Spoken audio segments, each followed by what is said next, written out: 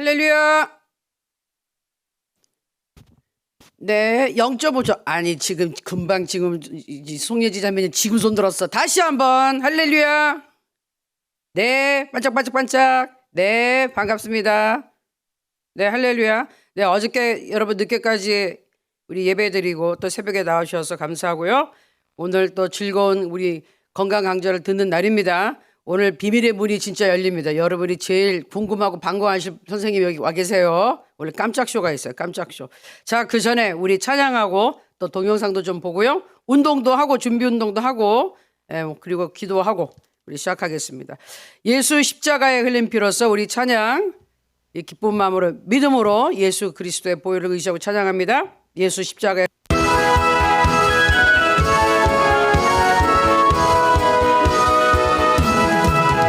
예수 십자가에 흘린 피로써 그대는 씻기어 있는가. 더러운 죄 이게 하는 능력을 그대는 참 의지하는가. 예수의 보혈로 그대는 씻기어 있는가. 마음속에 여러 가지 죄악이 깨끗이 씻기어 있는가. 주 예수와 밤낮으로 늘 함께 그대는 행동을 하는가. 아무 때나 어디서든 그대는 십자가 붙들고 있는가. 예수의 보혈로 그대는 씻기어 있는가. 마음속에 여러 가지 죄악이 깨끗이 씻기어 있는가. 주님 예수 다시 올 때 그대는 영접할 예복이 있는가. 그대 몸은 거룩한 그 천국에 들어갈 준비가 됐는가. 예수의 보혈로 그대는 씻기어 있는가. 마음속에 여러 가지 죄악이 깨끗이 씻기어 있는가. 모든 죄에 더러워진 예복을 주 앞에 지금 나와서서 샘물같이 솟아나는 보혈로 눈보다 더 이게 씻으라. 아멘. 예수의 보혈로 그대는 씻기어 있는가. 마음속에 여러 가지 죄악이 깨끗이 씻기어 있는가. 다시 한번 합니다. 예수 십자가에 흘린 피로써. 아멘. 예수 십자가에 흘린 피로써 그대는 씻기어 있는가. 더러운 죄 이게 하는 능력을 그대는 참 의지하는가. 아멘. 예수의 보혈로 그대는 씻기어 있는가. 마음속에 여러 가지 죄악이 깨끗이 씻기어 있는가. 주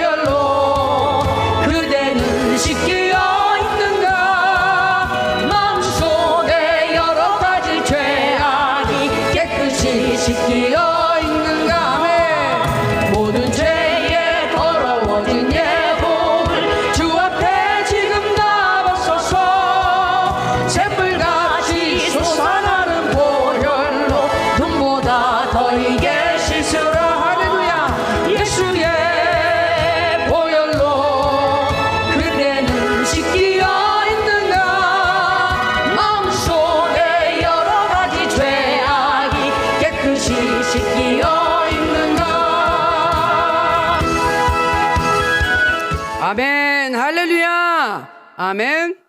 자, 여러분 예수 그리스도의 보혈로 우리 깨끗하게 씻음 받은 줄로 믿습니다. 아멘. 자, 오늘 또 즐거운 영상을 소개해드릴게요. 점점 우리 동영상이 발전하고 있어요. 발전하고 있어. 어저께도 우리 강은정 팀장님 한테 제가 여러분 동영상 몇 개를 보여드리니 깜짝 놀라고 너무너무 좋아하더라고요. 그래서 어저께 이제 맨 마지막에 여러분의 밝은 모습 보니까 너무 좋다고 했는데, 어쨌든 우리 의사 선생님들도 이렇게 적극적으로 여러분이 기쁘게 막 찬양하고 움직이고 춤추고 하는 거 권장하시니까 우리도 열심히 하면 좋겠고요. 발전하는 우리 동영상 모습, 아니 가끔가다 나를 깜짝깜짝 놀라게 하시는 분들이 있어요. 전혀 안 그럴 것 같은데 딱 동영상을 찍어서 보내셔.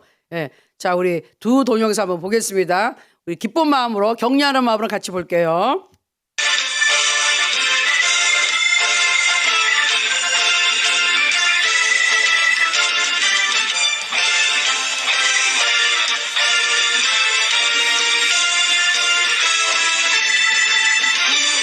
우리야 성령의 불, 주님이 주신 성령의 불. 우리야 성령의 불, 나에게도 허락하셨네. 이제 나도 회개하고 성령의 불 부세요. 이 세상에 어디든지 성령의 불 붙이리라. 우리야 사랑의 불, 주님이 주신 사랑의 불. 우리야 사랑의 불, 나에게도 허락하셨네. 이제 나도 거듭나서 사랑의 불 부세요. 이 세상에 누구든지 내 몸같이 사랑하리.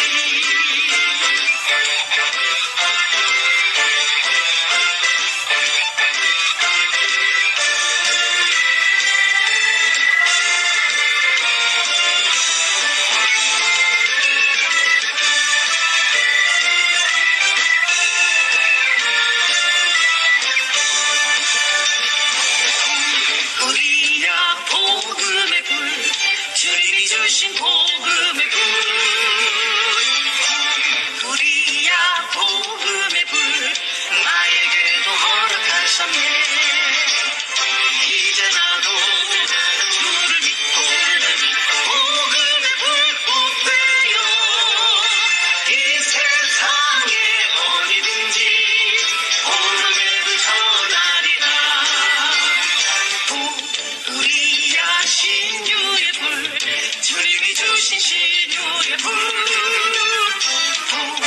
우리야 신유의 불, 나에게도 허락하셨네. 이제 나도 주를 위해 신유의 불 부세요. 이 세상의 모든 병을 주와 함께 태우리라. 이 세상의 모든 병을 주와 함께 태우리라. 이 세상에 어디든지 성령의 불 붙이리라.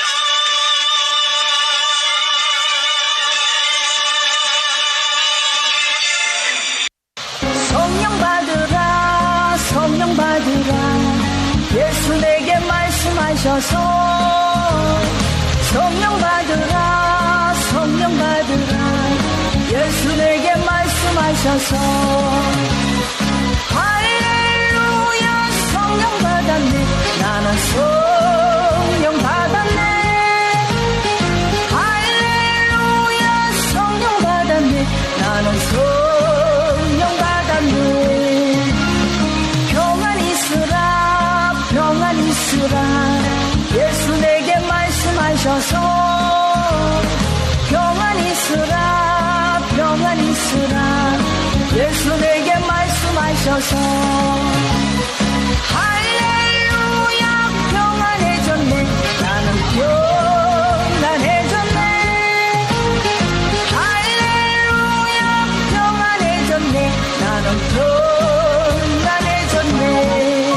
할렐루야. 하여튼 두 분께 예, 박수 드릴게요. 할렐루야. 예, 수고하셨어요. 너무 진보했어. 이제 야외 촬영까지 나가셔가지고 우리 류수경 자매 일부러 옆에 물 촥 떨어진 거 보여주느라고 옆으로 이렇게 탁 찍어가지고 아니 물소리가 시원하게 나서 너무 좋은 것 같아요. 그래서 이 류수경 자매님 동교 옆에는 뭐 따로 안 붙이고 그냥 그대로 보여드렸고요. 야외까지 나가서 이제 촬영하셨어요. 이제 우리 점점 발전하고 있어. 그리고 김구순 자매는 전 깜짝 놀랐어요. 우리 김구순 자매님은 표정도 없이 하는데 아주 잘하는데 표정도 없어. 그냥 막 이러고 그냥. 예? 저는 이 막스 게임 이거 좀 해보셨던 것 같아요. 잘하셨던 것 같아요. 하여튼 너무 감사하고요. 또 동영상 쫙 있어요. 계속 나갈 겁니다. 계속 나갈 거예요. 여러분 또 이렇게 본인들의 숨겨진 재능을 감추지 말고 다 하시고 어저께 강은전 자매님 보더니 깜짝 놀라면서 이런 재능을 그러면 다 이렇게 숨기고 살았는 거냐고 우리 성도님들이서 그런 것 같다고. 근데 이제 한번 나오기 시작하니까 개발이 잘 되고 있어요. 하나님 안에서 자아 개발이 잘 되고 또 하나님 안에서 뭐든지 할 수 있어요. 아유 목사님 저는 원래 그런 거 못합니다. 뭐 전에는 못할 수 있는데 하나님 안에서는 잘할 수 있습니다. 자 걱정 마시고 자 그럼 이제 여러분 운동할 시간 자 제가 호루라기 꺼내고요. 준비 자 일어나시고 네 우리 의사 선생님 일어나시고 여기 있는 우리 스태프들 다 일어나시고 준비하시고 나의 등 뒤에서 할 겁니다. 나의 등 뒤에서 운동 자 앞뒤로 팔 좀 흔들어 보세요. 준비 운동 1, 2 하나 둘 앞뒤로 흔드세요. 네 앞뒤로 네 옆으로 가지 마시고 앞뒤로 합시다. 앞뒤로 네 좋아요. 우리 김춘홍 실장님 일어나셨습니까? 네 항상 일어나시는 김춘홍 실장님 좋습니다. 네 부지런히 네 우리 철영이 자매님 힘내서 앞뒤로 예 좋아요. 벌써 막 몸이 풀립니다. 준비하시고 네 가겠습니다.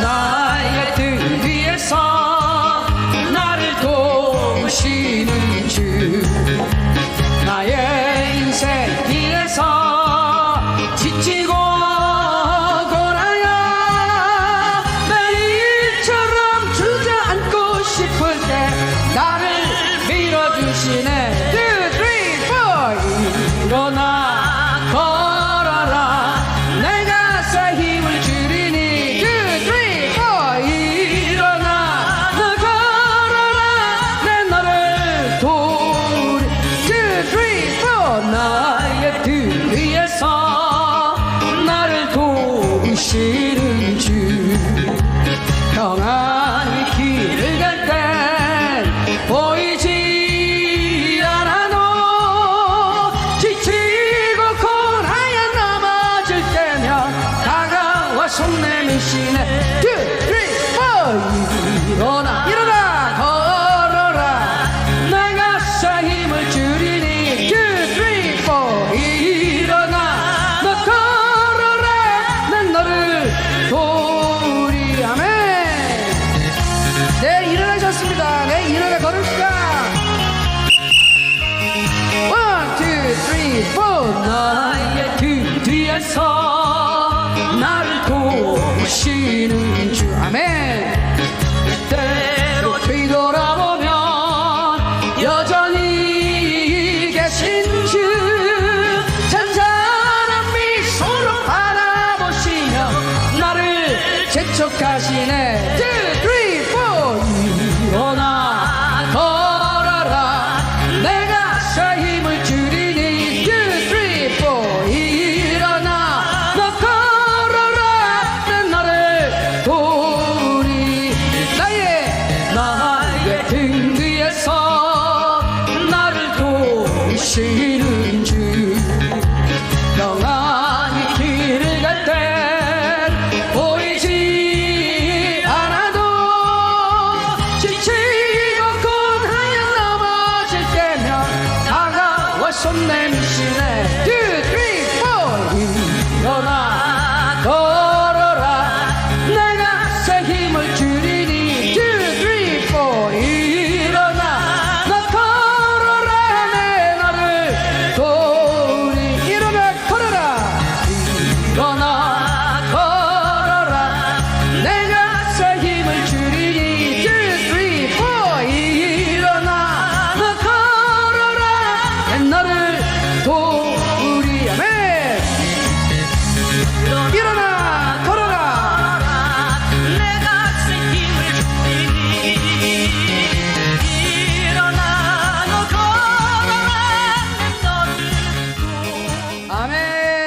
아멘, 할렐루야.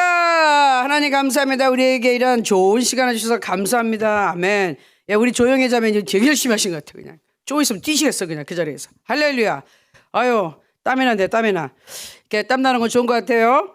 자, 오늘 소개드릴 선생님은 우리 의료 이거 선교 처음 하시면서 처음부터 끝까지 지금까지 모든 걸 다 챙겨주고 계시고 여러분하고 제일 많은 상담을 해주신 아주 친숙한 목소리의 주인공이십니다. 그러니까 그분은 이 심장 전문으로 또 계시지만 여러 상담을 다 해주셨어요. 그리고 여러분 마음을 잘 이렇게 열어주신 좋은 훌륭하신 선생님이신데 우리 오동진 집사님, 우리 오동진 의사 선생님 모시고 강좌 듣도록 하겠습니다. 여러분 반가우실 테니까 나와서 손을 할렐루야로 이렇게 흔들어 주세요. 선생님 오시면 할렐루야. 안녕하세요. 예, 서로 목소리는 안 들리지만 이렇게 얼굴 뵙게 돼서 반갑습니다. 잠깐 기도하고 시작하겠습니다. 하나님 아버지, 참 감사드립니다. 코로나라는 그런 어려운 터널을 지나는 동안 저희들을 이렇게 눈동자같이 지켜주시고 또 그걸 계기로 저희 하나님 안에서 저희들이 만나 이렇게 사랑의 교제를 할 수 있도록 허락하여 주셔서 너무너무 감사합니다. 하나님, 저희들이 이 교제 속에서 하나님의 사랑이 서로 흘러가고 또 저 북한 땅에 고통받고 있는 우리 형제자매들이 저희를 통해서 하나님의 기쁨을 나눌 수 있는 그런 축복을 허락하여 주시옵소서. 예수님 이름으로 감사하며 기도드리옵나이다. 아멘. 네, 제가 오늘 세 번째로 말씀드릴 내용은 저희가 이제 여러 가지 병으로 이제 괴로움을 당하고 또 이제 힘들기도 하는데 뭐 여러분들 다 아시겠지만 과거에 뭐 30년, 50년, 뭐 한 100년 전에 비해서 여러 가지 사람한테 나타나는 병에 대한 거에 대한 이해도 조금 생겼고 또 일부 열심히 노력하는 분들의 결과로 병을 좀 다스리는 방법도 몇 가지씩 생겼어요. 그럼에도 불구하고 사람이 살아있는 동안에는 하나님 나라 가는 동안까지 항상 이제 병하고 더불어서 사는 게 저희 인생인 것 같습니다. 그래서 우리가 만성 질환, 그러니까 오랫동안 지속되는 병에 대해서 우리가 하나님이 주신 지혜로 어떻게 우리가 조금 건강하고 또 기쁘게 살 수 있나 그런 걸 좀 나누려고 합니다. 뭐 저희는 믿음 가운데 만난 공동체니까 과연 우리 사람이 사는 거에 대해서 성경에는 어떻게 적혀 있나 잠깐 좀 찾아보겠습니다. 성경 속에 나타나는 인물들은 과연 얼마나 살았을까? 이제 아담부터 시작해 갖고 야곱에 이르기까지 여러 우리 성경 속 인물들이 있는데 그 중에서 제일 기록상에 오래 사신 분은 창세기 5장 27절에 나오는 무드셀라라는 분이에요. 무드셀라라는 분인데 이분은 969세를 산 거로 돼 있어요. 참 대단히 오래 살으셨죠. 그리고 이제 이 표를 보시면 저희가 이제 아담이 100세가 돼서 이삭을 낳은 걸 보고 많이 놀라고 그러셨는데 여기 표에 보시면은 100세 넘어서 자식을 본 분들이 여럿이 있었어요. 그 당시에. 그래서 이게 하나님께서 우리를 이렇게 창조하시고 축복해 주셨을 때는 우리가 참 좀 지겨울 정도로 오래 살았다. 1000년 가까이. 그랬는데 우리가 이제 여러 가지 죄를 짓고 또 에덴 동산에서 쫓겨나고 또 노아의 홍수로 심판도 받고 그럼에도 불구하고 또 바벨탑이라는 그런 우리의 인간적인 우상을 쌓았다가 또 하나님으로부터 또 징계를 받고 이런 과정을 통해서 우리 삶이 조금씩 짧아진 게 아닌가 그렇게 됩니다. 우리 이제 성경 속 믿음의 조상이라고 얘기하는 아브라함은 175세, 이삭은 180세, 야곱은 145세, 요셉에 이르러서 한 110세 정도 산 거로 돼 있습니다.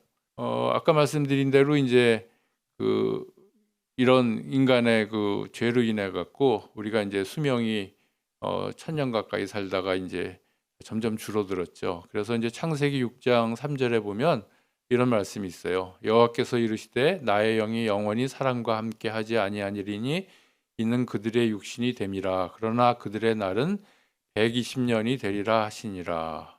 그러니까 성경 속에서 저희 인간에게 허락하신 하나님의 수명은 120세로 이렇게 나와 있습니다.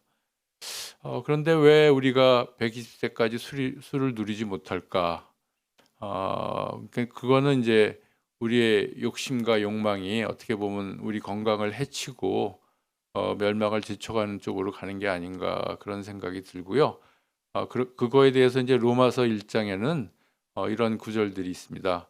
마음의 욕정대로 하도록 더러움에 그대로 내버려 두시니 부끄러운 정욕에 내버려 두셨습니다. 타락한 마음자리에 내버려 두셔서. 그러니까 우리가 하나님이 성경에 나타나는 120세라는 그 생명을 주셨는데 저희들이 그걸 다 누리지 못하는 것은 우리의 욕심과 육종 때문이다. 이렇게 우리가 이해할 수가 있을 것 같습니다. 많이 익숙한 그림이죠, 여러분들. 맨 왼쪽이는 이제 아마도 김일성이가 신혼 시절 사진이 아닌가 봅니다. 상당히 앳되고 건강해 보이죠. 그러다가 이제 김일성이 독재자가 되어가는 과정에 이렇게 모습이 변했어요. 그러니까 요즘에 그 수많은 우상 속에 나타나는 그런 모습으로 변했습니다. 그런데 그런 모습은 그 자기 아들이나 손자에 이르기까지 대를 이어서 이어지는 것 같아요. 그래서 이제 김정은이가 자기가 이제 뭔가 3대째 세습을 하면서 첫 번째 노력을 기울였던 게 어떻게 하면은 김일성의 모습을 닮아갖고 자기가 김일성의 후계라는 걸 드러낼까 이런 노력을 해서 이게 앳되고 싱싱한 그런 젊은 모습에서 흔히 얘기하는 뭐 이런 돼지스러운 모습으로 변했습니다. 그런데 이제 그 김일성 그 3대를 보면은 김일성은 82세에 죽었죠. 저희가 외부로 알려지기는 심장마비로 죽은 걸로 돼 있고 뭐 일설에 의하면 아들에 의해서 암살당했다는 설도 있지만 그건 뭐 아직 확인이 안 된 사실이고요. 또 아들은 70세까지 살다가 죽었습니다. 중풍이 오고 그다음에 마지막에는 아마 심근경색으로 죽은 걸로 알고 있고요.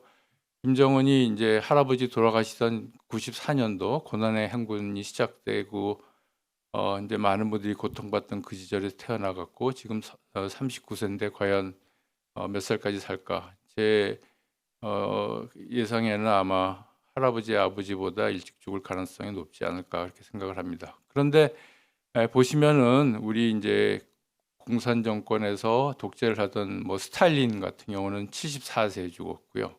모택동은 83세에 죽었습니다. 그런데 등소평 오른쪽 위에 사진 보시면은 김일성하고 저기 등소평에 손잡고 찍은 사진 있죠? 등소평은 93세까지 살았어요. 왜 이렇게 차이가 났을까?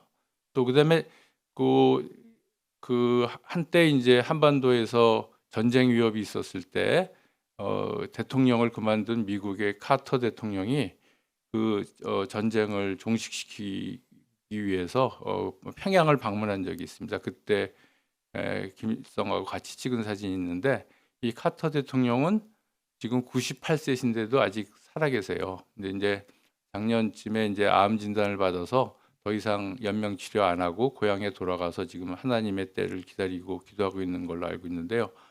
똑같이 이렇게 권력을 쥐고 큰 나라를 다스렸던 사람들이 왜 이렇게 수명이 차이가 날까?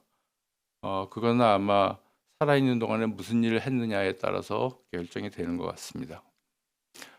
되게 이제 우리 사람들이 그 하나님이 주신 120년을 수를 다 채우지 못하고 이제 일찍 죽게 되는데 과연 우리 인간이 뭐 때문에 이제 일찍 죽게 되는가? 그거를 이제 1990년대부터 전 세계적으로 이렇게 조사해서 발표하는 그런 지표가 있습니다. 그걸 이제 세계 질병 부담이라 그래서 처음에는 이제 WHO하고 월드뱅크라는 데서 스폰싱해서 이제 이걸 조사를 하다가 최근 한 10여 년 전부터는 그 빌 게이츠 아시죠? 빌 게이츠 재단에서 이제 후원을 해갖고 이 조사를 매년 하고 있는데 여기 보시면은 많은 그 우리 사람들이 죽는 원인 중에 73.4% 거의 4분의 3이죠.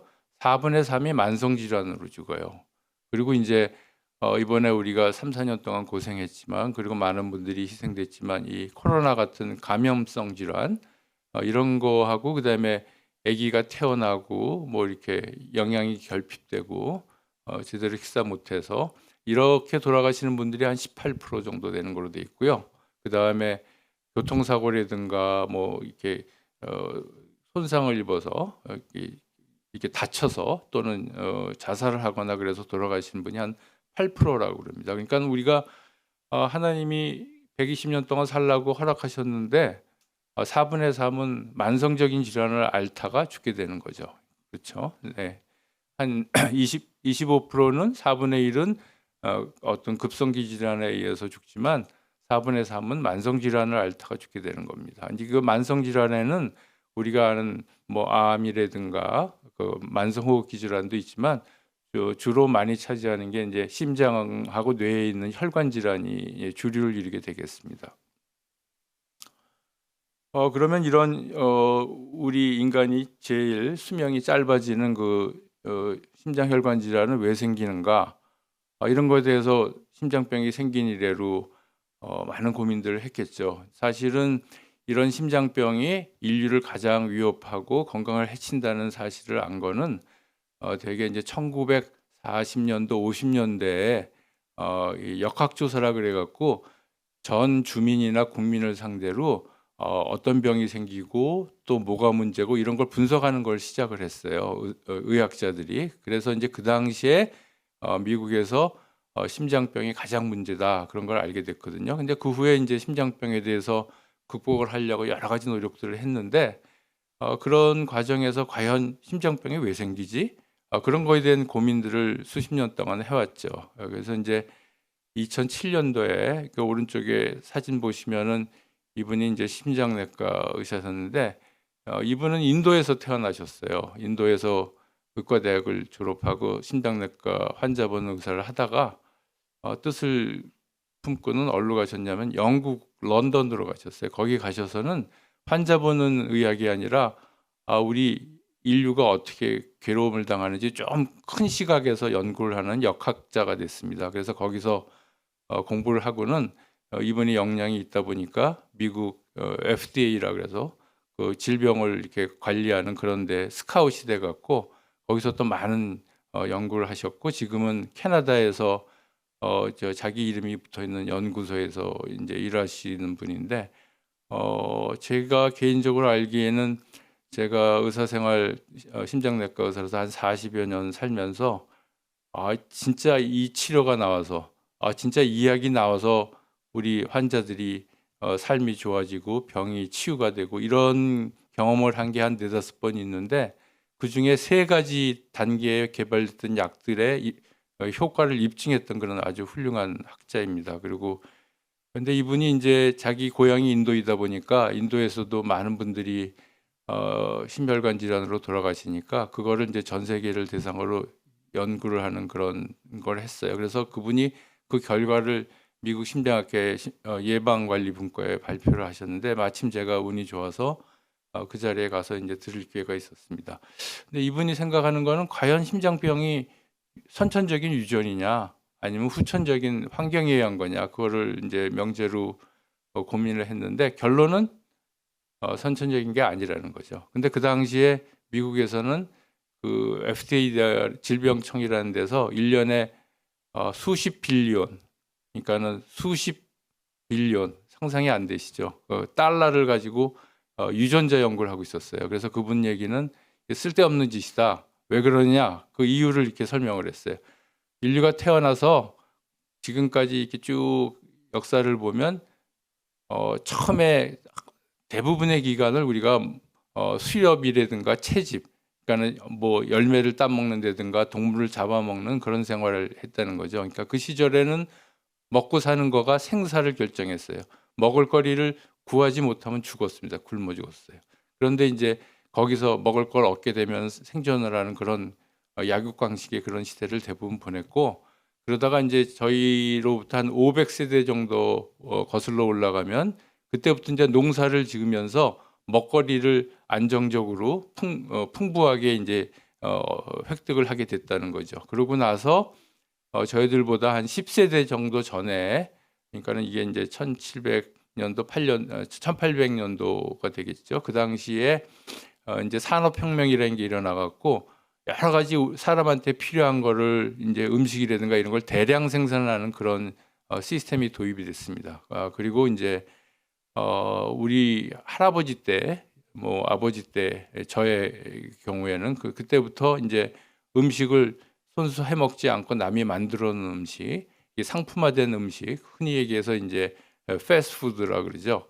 그거에 반해서 이제 과거에 어머니가 손수 손으로 해주시고 또 이제 이렇게 발효를 시켜갖고 숙성을 시켜서 주는 건 이제 슬로우 푸드라 그러는데 이 패스트푸드를 먹기 시작한 게 불과 얼마 안 됐다는 얘기예요. 그러니까 이런 인간의 삶의 그 환경의 변화가 있었는데 이 급격한 변화 동안에 우리 하나님이 주신 그 정교한 유전자가 그렇게 크게 변할 시간적인 여유가 없다는 얘기예요. 이분 얘기는. 그리고 또 한 가지 한편에서는 우리가 이렇게 더 많이 그다음에 또 더 편하게를 이렇게 추구하다 보니까 거기에서 부작용으로 생긴 것들이 뭐냐면 사람들이 이제 도시에 몰려 살기 시작했어요. 그러니까는 불과 저희가 어렸을 때만 해도 전 세계적으로 도시화율이 한 20-30%밖에 안 됐는데 놀랍게도 최근에는 도시화율이 한 70%를 넘어졌어요. 그러니까 우리 인류의 70% 이상이 도시에 이렇게 오밀조밀 모여서 사는 거예요. 그러니까 생활 공간이 밀집되고 도시화된 거죠. 그렇게 되면 어떤 변화가 있을까요?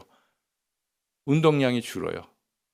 그러니까 가까이 있으니까 어디 멀리 갈 필요가 없는 거예요. 또 가까이 있더라도 차를 타고 가고 걸어가지 않고 이제 교통편을 이용하니까 운동량이 줄어들게 되고 반면에 우리가 먹거리가 많아지니까 먹는 그 에너지는 소비가 많아지는 거죠. 그러고 나서 과거에 비해서 이제 입맛에 좋은 음식들을 자꾸 먹게 되는 거예요. 기름진 음식들을 먹게 되고 그러다 보니까 어떻게 돼요? 경쟁이 심해지고 그러니까 스트레스가 증가를 하게 됩니다. 그러니까 이런 것들로 인해 갖고 유전적인 변이가 일어난 게 아니라 우리의 생활 환경적인 변화에 의해서 이런 심장병이 많아진 거다 이렇게 이제 이분은 주장을 했죠. 근데 제가 이걸 인용하는 거는 저도 동의한다는 얘기겠죠.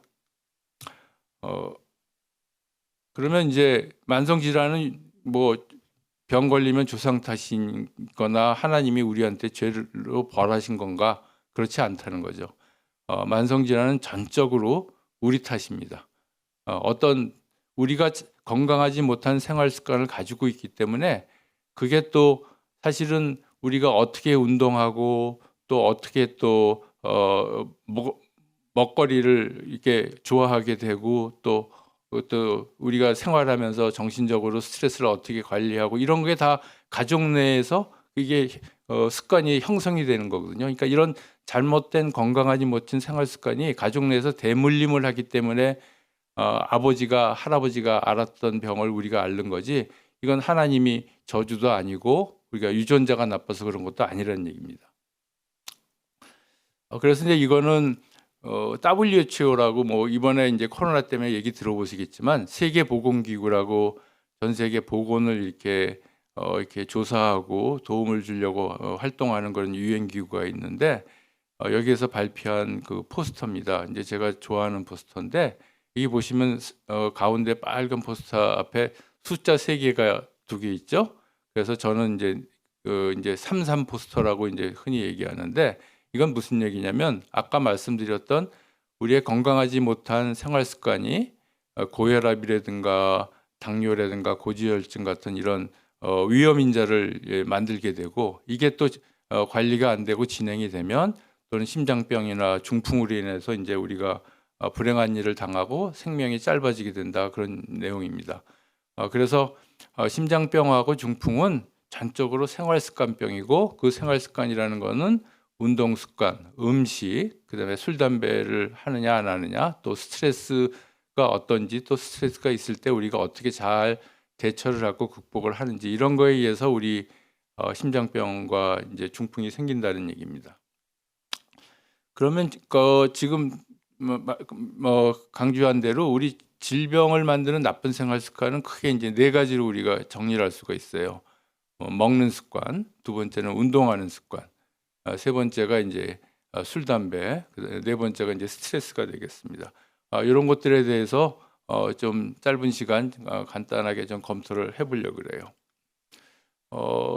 우선 먹거리하고 관련돼서는 하나님께서 이제 창세기에 이렇게 이제 말씀을 주셨는데 창세기 1장을 보면은 저희가 이제 에덴 동산에서 하나님이 우리를 이제 하나님의 형상으로 창조하셔서 그러실 때는 복을 주셔갖고 이제 모든 것을 이제 인간에게 맡기셨죠. 이름도 짓게 하시고 모든 걸 주셨는데 거기에 뭐라고 써 있냐면 온 땅에 있는 씨 맺은 모든 채소와 씨 있는 열매를 맺는 모든 나무를 먹으라 그랬어요. 그러니까 하나님께서 허락하신 첫 번째 인간에게 주신 먹거리는 채소하고 열매입니다. 과일. 이 성경에 분명하게 나와 있죠. 그리고 이제 그 채소하고 과일 풀을 동물들, 뭐 새와 모든 생명 있는 것들도 인간과 같이 먹으라고 허락을 하셨어요. 그런데 노아 홍수 후에는 창세기 9장에 어떤 말씀이 나오시냐면 살아 움직이는 모든 것이 너희 먹거리가 된다. 이건 무슨 얘기예요? 이제 동물도 짐승도 잡아 먹으라는 말씀이죠. 그런데 고기를 먹을 때에는 피 있는 채로 먹지 말고 피는 생명이니까 피는 먹지 말라고 이렇게 돼 있죠. 이제 왜 그러셨을까? 이제 저희 조금 이 말씀을 놓고 고민해 보니까 노아의 홍수로 인해 갖고 어떻게 됐어요? 절 심판하시고 나서 물론 비둘기가 이제 이파리를 물고 오긴 했지만 그 땅에 뭐가 있었겠습니까? 원래 에덴 동산과 그 후에 우리 창조하시면서 주셨던 모든 씨 있는 채소하고 나물 그다음에 열매 맺는 것들은 다 없어졌겠죠. 자랄 수가 없었겠죠. 그 자라려면 어떻게 돼요? 적어도 1년이 지나야 돼요. 그 1년 동안은 굶을 수 없죠. 그러니까 하나님이 짐승을 잡아먹는 거 이때 허락하셨어요. 우리를 생명을 유지할 수 있게. 근데 피째 먹지 말라는 건 구별하여 먹으라는 얘기예요. 마음대로 먹지 말고.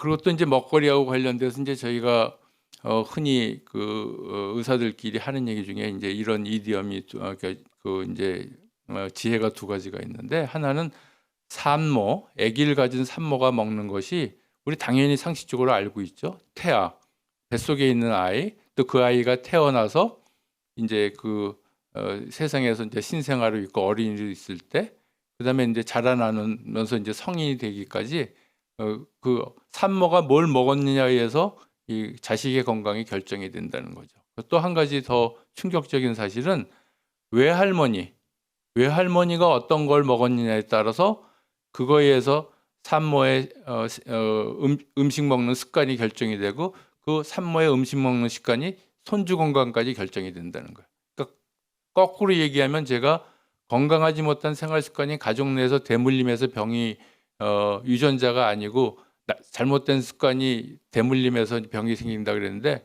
이걸 보면은 어떻게 돼요? 외할머니가 뭘 먹은가가 그 귀엽고 사랑스럽고 눈에 넣어도 아프지 않은 손주의 건강을 결정한다는 거예요. 그러니까 우리가 지금 하고 있는 식생활이 우리 후손에 2대에 걸쳐서 영향을 미친다는 얘기입니다. 어떤 것이 사실 지금까지 이제 구약에 대해서 이제 인용을 해드렸는데 신약에 오면은 어떻게 돼요? 사도행전에서 이제 베드로를 포함해서 여러 가지 말씀 주신 게 이게 구별하여 먹지 말고 뭐 뭐든지 감사함으로 먹으면은 상관이 없다고 말씀하시죠. 그건 왜 그랬을까요? 과거에 우리가 구별하여서 동물들을 피를 뿌리고 제사를 지내서 우리의 죄를 제속을 하는 그런 대속물로 삼아서 제사를 지내는데 예수님이 오셔갖고 우리의 죄를 갖다가 스스로 예수님 스스로의 몸을 이렇게 바치심으로써 단번에 제사를 지내고 이제는 더 이상 그런 제사를 지낼 필요가 없는 거예요. 그렇기 때문에 이제는 우리가 먹거리에 대해서 구별할 필요가 없게 됐는데 그렇더라도 우리가 허락하셨다 그래도 절제가 필요한 겁니다. 그 절제가 필요한데 절제를 못했을 때 어떤 일이 벌어지느냐? 그런 일이 이 남한 땅에서 지난 4, 50년 동안 벌어졌습니다. 그건 무슨 얘기냐면 제가 어렸을 때는 보릿고개라 그래서 이북처럼 먹거리가 부족할 때가 있었어요. 그래서 보릿고개라는 게 뭐냐면 쌀이 생산이 돼서 가을에 수확을 해갖고 계속 겨우내 먹다가 봄이 되면은 식량이 떨어져요. 그러면은 그때는 봄에 이제 추수를 할 보리가 이제 수확이 돼야지 먹거리가 생기는데 식량은 가을에 추수한 식량은 떨어지고 봄에 보리는 추수할 시기가 안 되니까 이른 봄에 한두 달, 두세 달 동안 먹거리가 없어지는 거예요. 이거를 보릿고개라고 남한에서 그랬는데 이 시절에는 심장병이 남한에 별로 없었어요. 아주 드문 병이었어요. 제가 전공의 했던 40여 년 전에는 심장이 심근경색, 김일성이하고 김정일이가 죽었던 그런 병이 생기면은 신기한 병이 환자가 들어왔다고 다 모여서 의사들이 공부도 하고 컨퍼런스도 하고 그런 시절이 있었어요.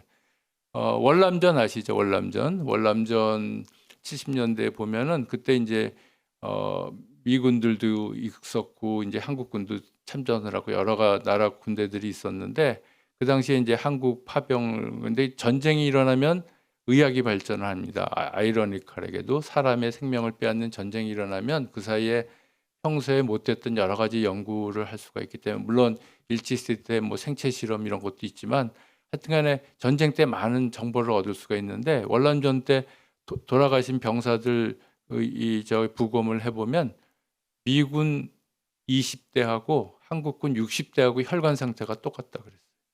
그러니까 심장병이 있을 수가 없죠. 그런데 30년이 지나갔고 저희 나라에서 어떤 일이 벌어졌냐면은 한지 건너 심장병 환자가 생기는 거예요. 근데 그 시절은 그러고 나서 저희가 이제 의사가 됐고 본격적으로 활동하던 제가 40, 50대 되니까 엄청 많아지기 시작하는 거예요. 그러니까 제가 처음 공부할 때는 심장병이 너무 없어서 우리는 어떻게 하면은 외국에 있는 의사만큼 많은 환자를 보고 약을 써보고 또 이렇게 경험을 해갖고 논문을 쓸 수 있을까 막 고민했는데 이제는 뭐 매일 밤 심장 환자가 응급실로 오기 시작한 거예요.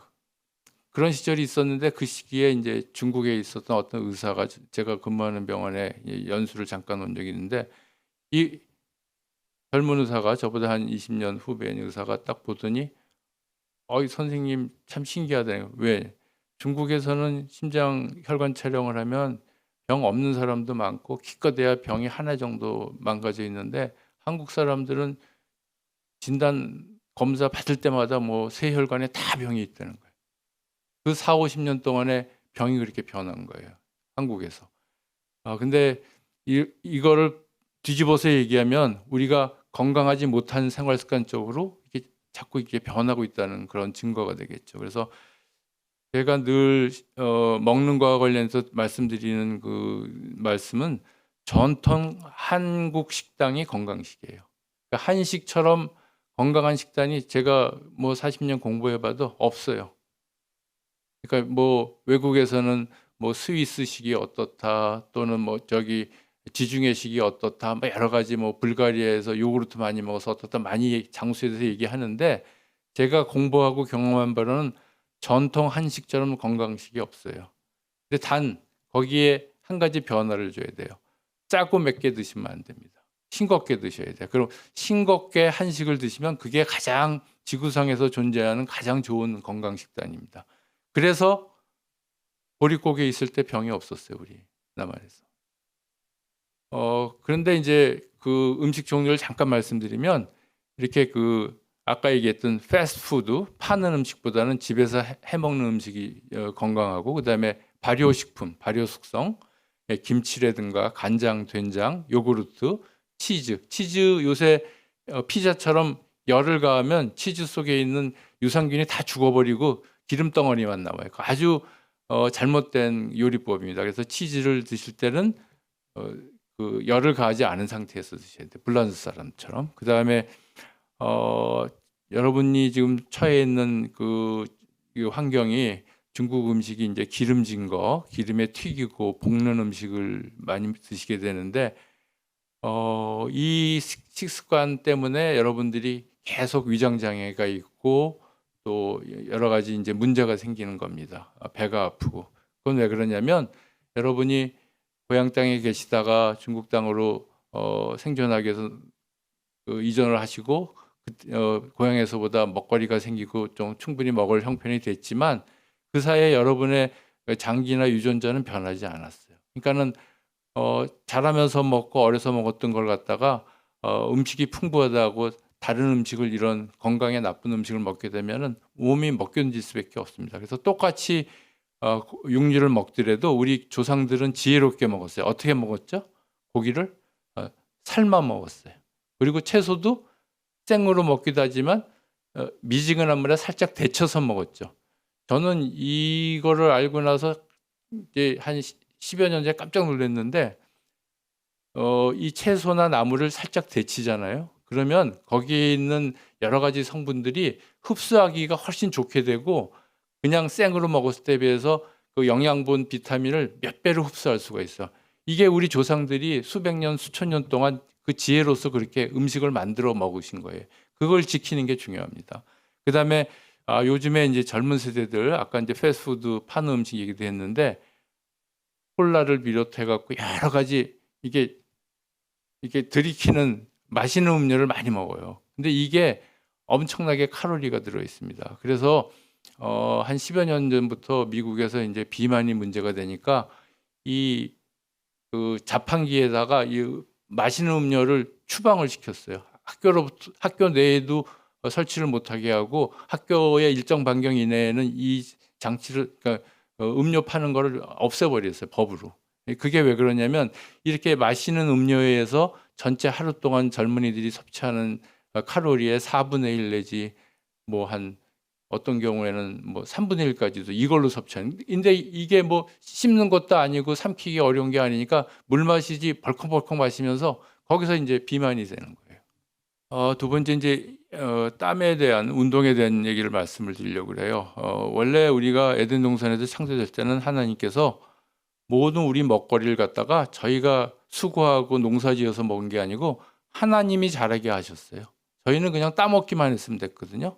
그런데 우리가 이제 선악과를 따먹고 에덴 동산에 쫓겨나고 여러 가지 카인의 그 살인의 죄도 있고 여러 가지 그런 과정을 통해서 우리가 이제 하나님께서 우리 하나님 형상대로 우리를 창조하셨으니까 저희를 저주하신 게 아니라 그 먹거리가 나는 땅을 저주하셨어요. 그래서 땅을 저주해 갖고 우리가 그냥 땅 먹는 게 아니라 수고를 해야지만 먹을 수 있게 됐고 그리고 또 그 땅에서 우리가 먹는 채소라든가 열매뿐 아니라 가시덤불하고 엉겅퀴도 낸다고 하셨어요. 이건 뭐예요? 방해하는 거죠. 우리가 먹거리가 제대로 자라는 걸 방해하는 겁니다. 그리고 너희는 흙으로 나왔으니까 흙으로 빚으셨잖아요. 흙으로 돌아올 때까지 죽을 때까지 얼굴에 땀을 흘려야 나다를 먹을 수 있을 것이다. 무슨 얘기예요? 우리가 움직여야지 생존할 수 있게 우리 몸을 그렇게 하셨다는 얘기죠. 그죠? 근데 우리는 안 움직이면 여러 가지 문제가 생기는 겁니다. 이거는 이제 운동을 하면은 어떤 효과가 있느냐? 여기 보시면은 왼쪽에는 우리 죽는 위험도 그걸 이제 그 베이스라인 그러니까 시작을 1로 해 봅시다. 그래서 1보다 커지면은 사망률이 증가하는 거죠. 근데 1보다 낮아지면 사망률이 감소하는 건데 아래축은 뭐냐면 운동을 얼마나 열심히 세게 오랫동안 하느냐예요. 그러니까는 5, 10, 15, 20, 25, 30. 그러니까 숫자가 많아질수록 운동을 많이 하는 겁니다. 자주. 어떻게 됩니까? 꼼짝 않고 살던 사람이 조금만 운동해도 사망률이 급격하게 줄어요. 그리고 나서 이게 운동을 더하면 더할수록 쭉 가다가 어느 정도 되면은 멈추는데 그러니까는 한 사망률이 40%, 0.6이니까 40%까지. 그러니까 우리가 운동만 열심히 해도 우리의 그 사망 위험성을 40%까지 줄일 수가 있는 거예요. 근데 이런 거는 남녀의 차이도 없고요. 노소의 차이도 없습니다. 병이 있건 없건 차이가 전혀 없어요. 그래서 모든 사람은 살아있는 동안에 운동을 하면 그만큼 건강해진다는 거죠. 근데 어느 정도 운동을 하느냐? 여기 잠깐 글자 보여주시겠어요? 네. 일주일에 우리가 이제 일주일 단위로 우리 뭐 예배도 드리고 여러 가지 현대인의 생활은 일주일 단위로 이루어지잖아요. 그러니까 일주일에 약간 숨이 차고 땀 흘릴 정도의 운동을 150분에서 한 300분 정도. 그러니까 150분이면 얼마죠? 2시간 반에서 이제 5시간 정도 하라는 얘기입니다. 그래서 이제 어떻게 운동하는 게 좋으냐? 제일 중요한 거는 꾸준히 하는 거예요. 꾸준히. 생활의 일부가 되셔야 합니다. 그러니까 꾸준히 하는 거를 매일 무슨 수도하듯이 고행하듯이 하면은 꾸준히 못 하죠. 그러니까 즐겁게 하셔야 돼요. 그리고 저는 지금 이렇게 몸매가 망가져 있습니다만은 한때는 그래도 열심히 운동을 했었거든요. 40, 50대는. 그때 보면은 한 2, 3일만 운동 안 하면 몸이 찌뿌둥해서 견딜 수가 없어요. 그 정도로 운동이 습관이 되면은 우리 몸이 건강해지는 거예요. 그다음에 운동의 종류는 중요하지가 않습니다. 그래서 땀 흘리는 유산소 운동을 하루에 최소한 한 30분 이상, 가능하면 이제 1시간 이상 이렇게 매일 하시는 게 우리 건강을 유지하는 가장 지름길이고 산삼보약보다 더 중요하고 효과적인 치료법입니다. 그리고 이제 우리 공동체 분들 이제 폐경이 된다든가 저처럼 이제 은퇴할 정도의 나이가 되면 이제는 우리 몸이 얘는 이제 하나님이 만들어진 근육이 수백 개가 있는데 갓난아기라든가 어렸을 때는 이렇게 천방지축으로 뛰어다니고 우리가 통제가 안 될 정도로 막 걱정할 정도로 뛰어다니는 애들은 그 온몸에 있는 수백 개 근육을 다 쓰고 살아요. 그러니까 아무 문제가 없는데 나이를 먹으면 먹을수록 흰머리가 나고 얼굴에 주름이 생기는 것처럼 우리가 쓰는 근육이 줄어들어요. 그렇기 때문에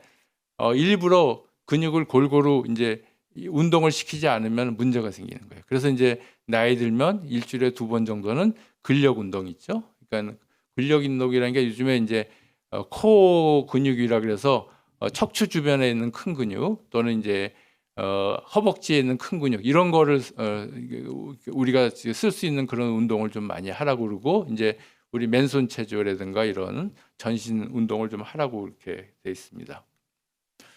그래서 운동에서 제일 중요한 거는 종류가 아니고 습관화하는 거예요. 이거는 저는 아니고요.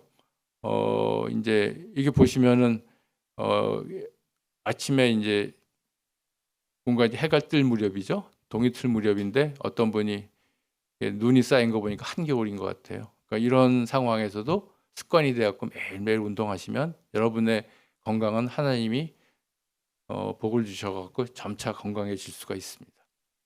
두 번째는 운동에 있어서 원칙이 있어요. 우리 몸이라는 건 상당히 정확해요. 정확해서 많은 분들이 이제 좀 요즘은 이제 비만해지고 허리가 굵어지고 그래서 이제 살까기 하려고 많이들 노력하시는데 우리 몸은 근데 그분들이 와서 하는 얘기가 뭐냐면 암만 먹어도 자기는 하루에 한 끼만 먹어도 안 빠진다 그래요.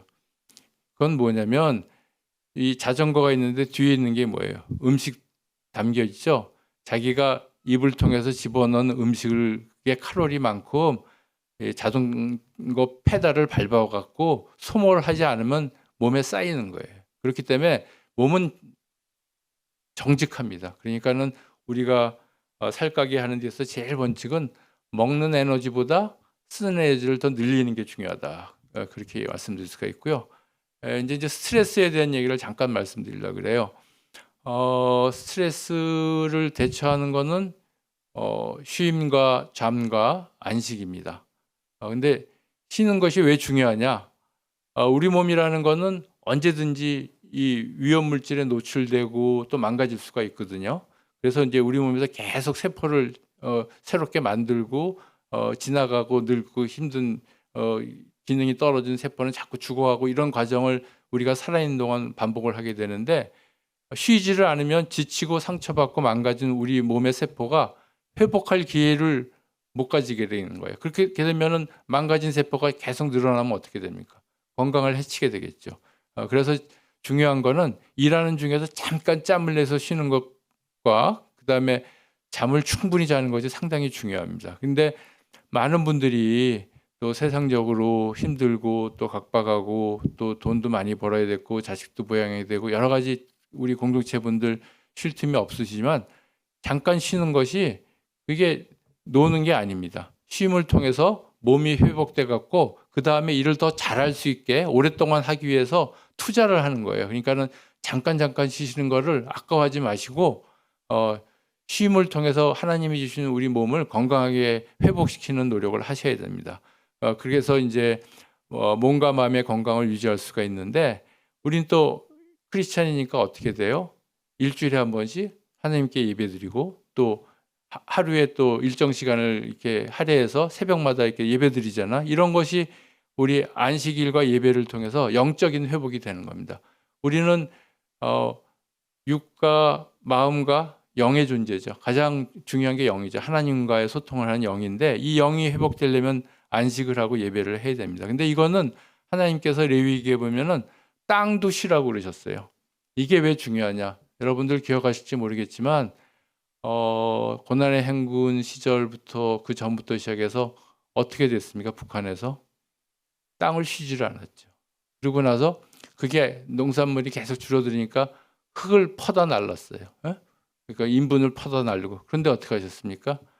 하나님께서 이제 홍수로 또 쓸어버리고 그러셨죠. 그러니까 이게 땅이 쉬지 않으면 땅이 나빠지고 생산력이 없어지는 겁니다. 그러니까 우리의 먹거리를 생산하는 기본이 땅인데 우리 인간처럼 땅도 쉬어야 되는 거예요.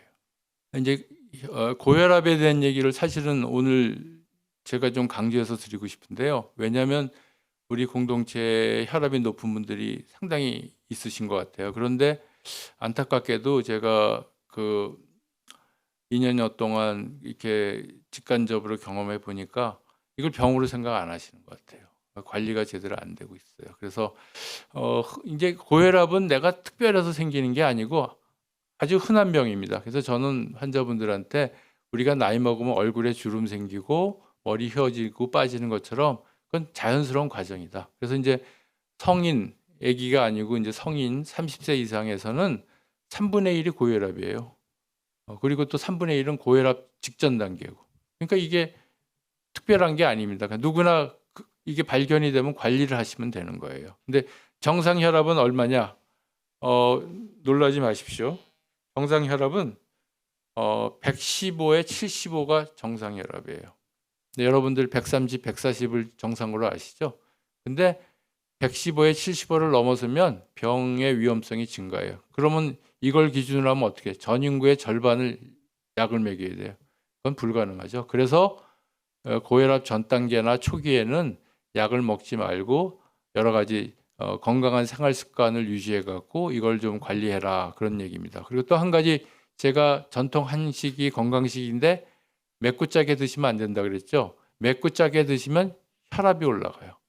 그래서 이 염분 섭취량하고 혈압 올라가는 거하고 직접적인 관계가 있습니다. 그래서 이제 혈압하고 이제 심장병이나 중풍하고 어떤 관계가 있느냐? 여기 보시면 혈압이 2 그러면 참 미미하고 우리 잴 때마다도 50까지 변하는데 2라 그러면 거의 미미한 건데 혈압이 2만 떨어져도 심장병이 7%나 감소가 돼요. 그리고 중풍은 10%가 감소를 해요. 그러면 2가 떨어지니까 그럼 10만큼 떨어뜨리면 어떻게 되느냐? 심장병이 3분의 1이 변화가 와요. 중풍은 절반이 변화가 와요. 근데 여러분들 150, 170 그냥 내버려 두고 계시죠. 근데 그 혈압을 130까지 낮추면 어떻게 돼요? 심장병의 3분의 2, 중풍의 거의 뭐 4분의 1 정도밖에 안 남는 거예요. 4분의 3이 줄어드는 겁니다. 근데 이렇게 건강을 위해서 좋은 걸 갖다가 여러분들 지금 안 하고 계시잖아요. 그래서 고혈압은 의사들이 뭐라고 별명을 붙여놨냐면 침묵의 살인자라고 부릅니다. 왜 그러냐? 혈압이 올라가도 증상이 없어요. 뭐 제가 겪는 환자들 보면 혈압이 180, 뭐 200 돼도 증상이 없어요. 그건 왜 그러냐? 하나님이 혈압이 올라가면 거기에 맞게 우리 몸이 적응하도록 이렇게 만들어 놓으셨어요. 그런데도 불구하고 많은 분들이 어디 뭐 아파갖고 혈압이 재봤더니 올라갔다. 그거는 혈압이 올라가서 몸이 아픈 게 아니라 몸이 아프니까 교감신경이 항진을 해갖고 그때 혈압이 올라가요. 혈압이 올라간 건 그때 결과입니다. 그래서 혈압은 증상이 없는 병이에요. 그런데도 불구하고 그냥 내버려 두면은 여러 가지 일이 벌어진 거죠. 요 아래 그림처럼 시한폭전처럼 고혈압을 관리를 안 하면 심근경색이 생기고 협심증이 생기고 뇌졸중이 생기고 치매가 생기고 사망에까지 이르는 겁니다. 그런데 여러분들 혈압약을 가지고 계셔도 며칠에 한 번 몸이 찌부둥하고 머리 아프고 뭐 불편할 때만 재보고 높네 그리고 하나를 드시잖아요. 그렇게 하시면 안 돼요. 혈압은 매일매일 자기 생활에서 측정을 하면서 증상이 없으니까 그 다음에 약을 매일매일 드셔야 됩니다. 그래서 제가 이번에 혈압약이 필요한 분들 이번 주에 이제 보내드렸는데 그 택배로 6개월치씩 보내드렸어요. 그런데 여러분들이 아껴 먹지 말라고 유효기간을 금년 말에 끝나는 약을 보내드렸어요. 그러니까 그거 아껴 먹어봤자 다 버리셔야 되니까 아끼지 마시고 매일매일 드시기 바랍니다. 그 고혈압이요. 뭐에 제일 아까 말씀 보셨죠? 중풍을 예방한다고. 그러니까 중풍을 일으키는 그 위험인자를 분석을 해봤더니 제일 그 중풍의 효자가 뭐냐면 중풍을 일으키는 원인이 뭐냐면 고혈압이에요. 그러니까 고혈압을 관리하면 중풍을 예방할 수가 있어요. 그래서 아까 말씀드렸던 그 인도 의사가 이것도 이제 연구를 해서 규명을 한 겁니다. 그런데 저희 한국의 경우에도 지난 20, 30년 동안 심장병원 외래 조금 늘었는데 중풍, 뇌혈관 질환은 지속적으로 감소해서 한 40% 가까이 감소를 했어요. 이게 뭐 때문에 왔느냐?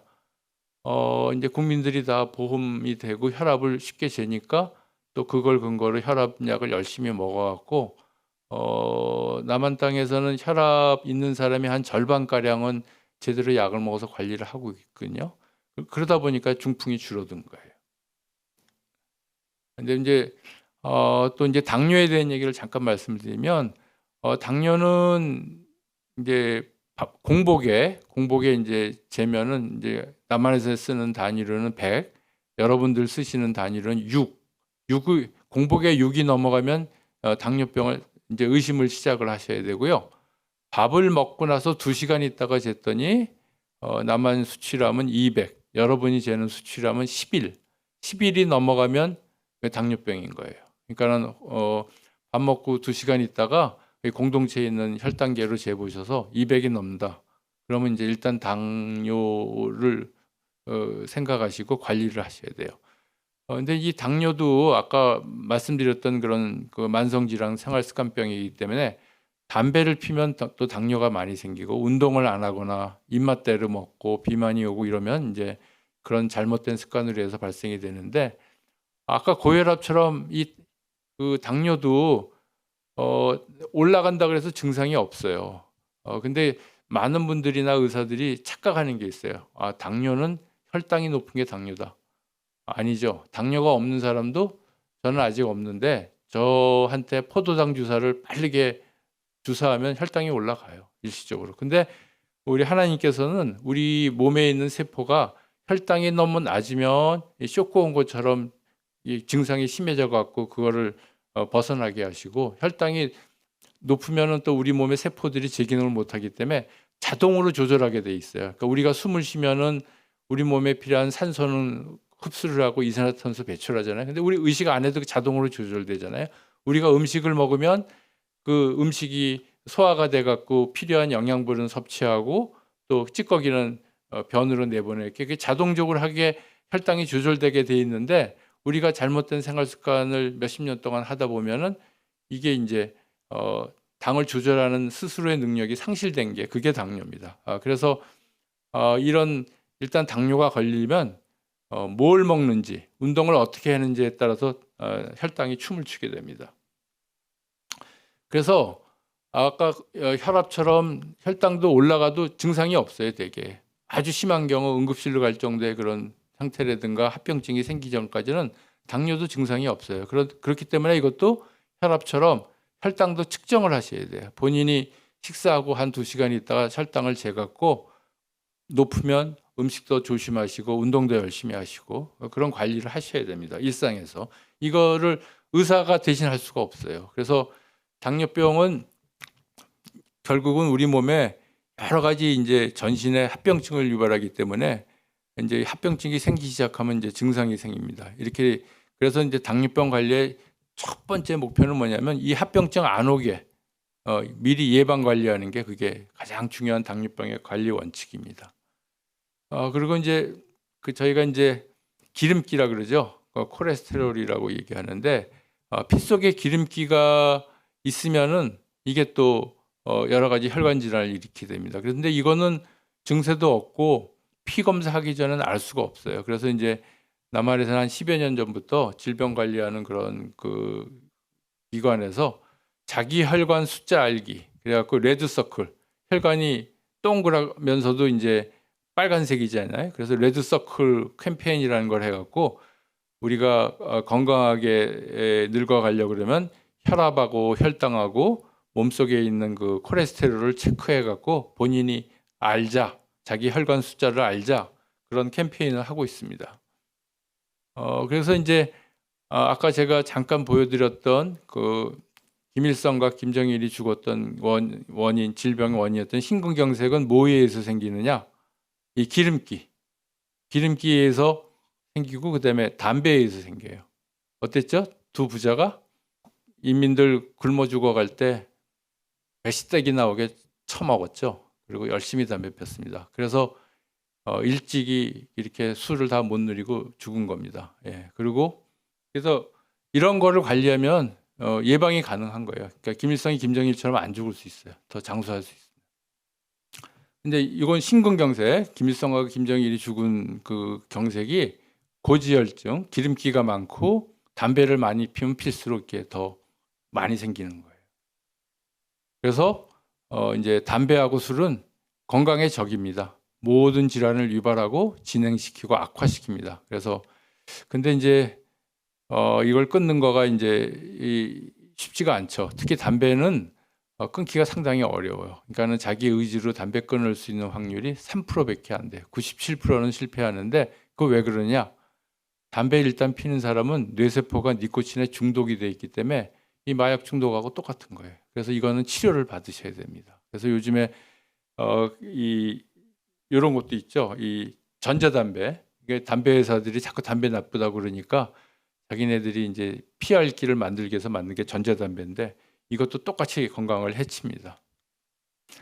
그래서 이제 마무리를 하면은 우리 인간이 4분의 3이 만성질환으로 이제 건강을 해치고 죽게 되는데 이 만성질환 시대에서 우리가 어떤 질병 관리를 해야지 의미가 있을 건가? 어디가 아프고 무슨 병이 있대더라. 그러면 한순간에 그거를 모면하려는 거를 하는 게 아니라 말 그대로 만성질환이니까 같이 사는 거예요. 그러니까 평생 병과 동거하면서 잘 달래가면서 사시는 겁니다. 그러려 그러면은 이 병을 알게 됐을 때 어떤 자기 생활에 긍정적인 변화를 주셔야 돼요. 아까 말씀드렸던 서너 가지 그 요인들에 대해서 그렇게 하면은 병이 진행이 안 돼서 이제 불행한 일을 안 당할 수가 있고요. 이거는 의사나 병원, 약, 인슐린 이게 대신해 줄 수가 없어요. 영양제가 대신할 수가 없습니다. 그거는 환자 자신이 본인이 중심이 돼 갖고 관리를 하셔야지 효율적인 관리를 하실 수가 있습니다. 이제 괴테라고 독일의 문호 아주 유명한 분이 있죠. 근데 이분은 이런 얘기를 했어요. 아는 것만으로 충분치 않다. 반드시 적용을 해야 된다. 의지만 가지고는 불충분하다. 실천해야 된다. 우리 성경 말씀에는 야고보서 1장 22절에 말씀을 행하는 사람이 되십시오. 그저 듣기만 하고 자신을 속이는 사람이 되지 마십시오. 그랬습니다. 여러분들 좀 저하고 성경책이 다르겠지만 오늘 강의를 고린도전서 6장 말씀을 가지고 읽어봄으로써 이제 마무리를 하겠습니다. 제가 가진 성경은 여분 성경하고 이제 번역본이 다를 수 있는데 제가 가지고 있는 건 이제 새 번역본인데 한번 제가 읽어드리겠어요. 모든 것이 나에게 허용되어 있습니다. 그러나 모든 것이 유익한 것은 아닙니다. 모든 것이 나에게 허용되어 있습니다. 그러나 나는 아무 것에도 제재를 받지 않습니다. 음식은 배를 위한 것이고 배는 음식을 위한 것입니다. 그러나 하나님께서는 이것도 저것도 다 없애버리실 것입니다. 몸은 음행을 위하여 있는 것이 아니라 주님을 위하여 있는 것이고 주님은 몸을 위하여 계십니다. 하나님께서 주님을 살리셨으니 그의 권능으로도 우리로 살리실 것입니다. 여러분의 몸이 그리스도의 지체라는 것을 알지 못합니까? 그런데 내가 그리스도의 지체를 떼어다가 창녀의 지체를 만들 수 있겠습니까? 그럴 수 없습니다. 창녀와 합하는 사람은 그와 한 몸이 된 것을 알지 못합니까? 두 사람이 한 몸이 될 것이다 하신 말씀이 있습니다. 그러나 하나님과 주님과 합한 사람은 그와 한 영이 될 것입니다. 19절 읽겠습니다. 18절 말에 이제 음행을 행하는 자는 자기 몸에 죄를 짓는 것입니다. 여러분의 몸은 여러분 안에 계신 성령의 성전이라는 것을 알지 못합니까? 여러분은 성령을 하나님으로부터 받아서 모시고 있습니다. 여러분은 여러분 자신의 것이 아닙니다. 여러분은 하나님께서 값을 치르고 사들인 사람입니다. 그러므로 여러분의 몸으로 하나님을 영화롭게 하십시오. 네, 하나님 아버지 감사합니다. 저희들을 하나님의 사랑 가운데서 이렇게 멀리 공간적으로는 떨어지지만 교제할 수 있도록 허락하여 주시고 또 하나님의 지혜를 구하여서 저희 몸을 지금보다 건강하게 할 수 있는 그런 방법과 또 길을 열어주셔서 감사합니다. 하나님, 저희들 몸이 비록 유한하고 여러 병들고 죄들어 있지만 하나님의 말씀과 또 그 말씀을 우리가 사모하면서 실행하는 그런 삶 속에서 또 하나님의 사랑을 흘려보내는 그런 삶 속에서 저희들을 축복하여 주시고 저희들이 바라는 또 북한 땅의 동포들도 축복하여 주시옵소서. 이 모든 말씀 예수님 이름으로 감사하며 기도드리옵나이다. 아멘. 할렐루야 감사합니다. 우리 오동진 선생님 위해서 우리 박수 한번. 네. 이제 기도 우리 이제 하고 마무리할 거니까요. 여러분 이제 힘을 모아 주셔야 돼요. 근데 너무 놀랍죠? 우리 바로 목요일 날 우리 오세선 목사님과 우리 첫 아카데미 강의 들었는데 지금 똑같은 성경 말씀 가지고 했잖아요. 우리 몸의 성전인데 거기에 술 담배 해서 되겠느냐? 안 된다고 그러셨잖아요. 술 담배. 우리 좀 건강을 해치는 그리고 하나님이 계시는 전인데 이게 뭐 몸이 망가지고 나면 우리가 아무리 신령해도 영적으로 능력이 있어도 할 게 없어. 할 게 드러놓이는 것밖에 못해요. 뭐 드러놓아서 우리가 물론 기도는 할 수 있죠. 그러나 원하는 만큼 마음껏 하나님 앞에 일을 할 수가 없잖아요. 그래서 우리가 몸 관리를 해야 된다는 겁니다. 그래서 오늘 너무 감사합니다. 그리고 특별히 우리 지금 오동현 선생님께서 집사님께서 걱정해서 그 혈압약 이번에 잔뜩 보냈는데 정말 이번에 20개 갔잖아요. 여러분 계속 기도하시고요. 돌아오는 거 없게요. 아니 며칠 전에도 몇 달 전에 보냈던 거 하나 돌아왔어요.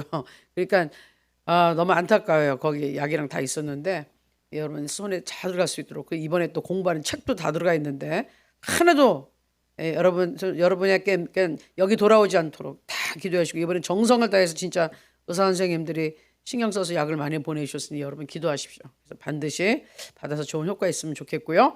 자, 지금 이 시간에 우리 기도합니다. 우리 김종호 장로님 이제 이번 주가 항암 치료 받아주기 힘드셨을 거예요.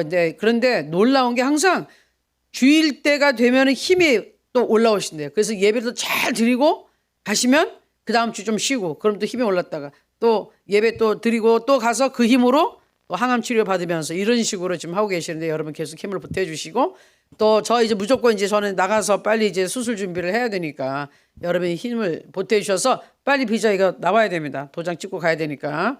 그리고 박정희 목사님 지금 제가 우리 지금 송 목사님이 수요일날 출국하시는데 가서 일정 있는데 박정희 목사님은 그 송 목사님하고 같이 우리랑 일을 하면서도 계속해서 새벽에 3시 반쯤이면 집에서 나가서 병원에 가서 투석을 한단 말이에요. 그러니까 체력이 많이 떨어져 있으니까 여러분들이 계속 기도를 해 주셔야 돼요. 그리고 빨리 모든 것이 잘 돼서 수술 빨리 또 진행이 되고 회복도 될 수 있도록 계속 기도해 주시고 또 우리가 계속 기도했던 우리 그 김선교사님 아들 여러분 기억하시고 언어 능력 빨리 회복될 수 있도록 우리 선교사님 4분이 바로 내일 여기 와서 여러분들 기도해 주셔서 너무 고마운 마음에 우리 이제 사모님도 어머님도 같이 오셔서 예배 드리신다고 그랬습니다. 그리고 또 우리 서경 형제 지금 혈액암을 앓고 있는 20대 청년 우리 서경이를 위해서도 하나님 이 폐기능을 20%밖에 안 남았지만 죽은 자를 살리시는 하나님이 살리실 줄 믿어요. 우리 기도하겠습니다. 자, 여러분 기억하시고 우리 주의 일창하고 또 우리 다 건강해질 수 있도록 하나님께 기도하겠습니다. 주여! 아버지 하나님 감사하고 찬양합니다. 오늘 하나님께서 우리에게 주신 건강한 몸을 잘 관리하고 소중히 여겨야 되는 것을 다시 한번 배웠습니다.